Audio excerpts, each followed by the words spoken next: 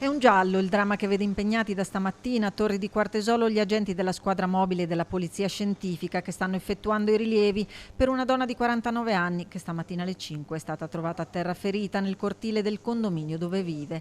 A dare l'allarme sarebbe stato il compagno. Arrivati sul posto i sanitari del 118 hanno stabilizzato la donna portandola al San Bortolo dove è stata ricoverata in condizioni disperate. Sarebbero stati gli stessi sanitari ad avvisare la polizia che sta svolgendo le indagini coordinate dalla procura Berica per ricostruire quanto accaduto. Al momento nessuna pista è esclusa. Nel frattempo i parenti più stretti sono stati accompagnati in questura per essere ascoltati dagli inquirenti che stanno raccogliendo più elementi possibili.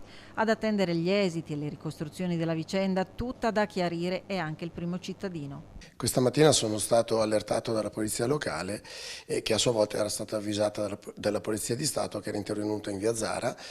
Al momento la vicenda ha i contorni del giallo e speriamo che venga fatta chiarezza quanto prima.